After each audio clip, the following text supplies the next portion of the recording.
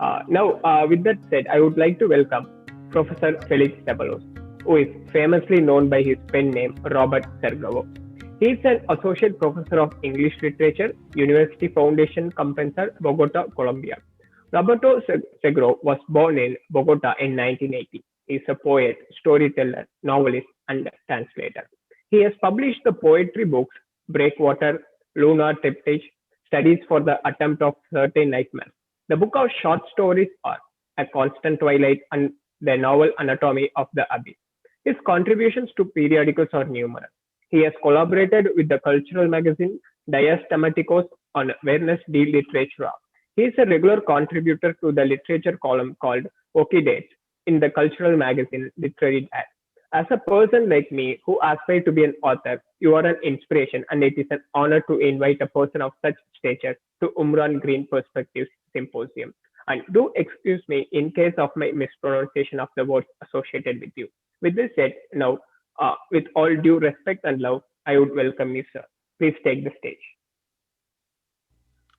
Buenos días. Buenos días, buenos días. Thank you very much for the invitation and also for the introduction. Uh, Thank you so much. Well, it was last year, right, Mr. Kumar, Yes. that we first talked about having somehow a conversation about Colombian literature. And it was through one of my ex-students that, we started talking about this. And then I got to know about your beautiful project. And then you invited me to talk about this and to talk about a little bit of my literature too.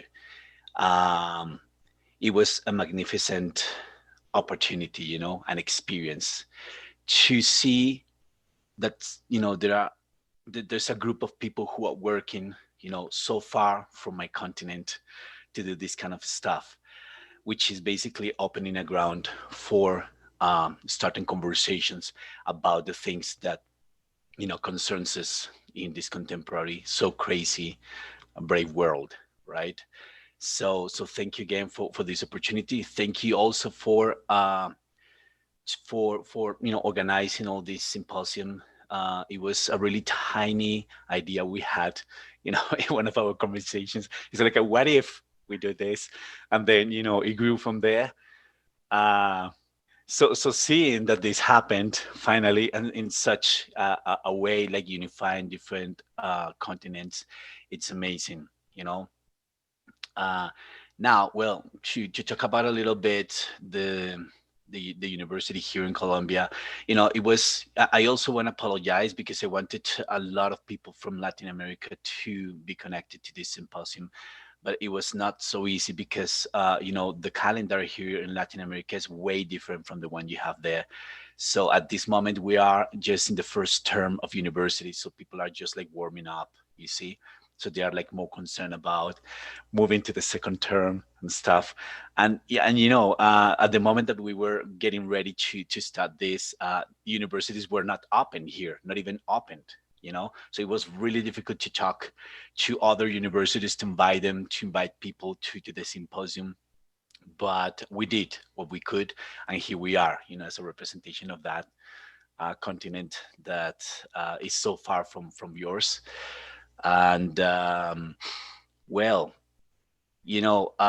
here the thing in Colombia, as I probably as you probably know, is the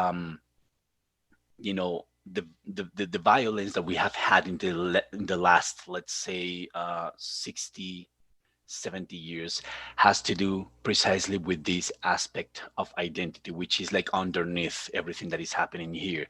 And I think one of my approaches to it is that the nation is fragmented, all right, and that they haven't understood this, all right, that they want to be unified in just one country, not a nation, because nation deals with identity, all right.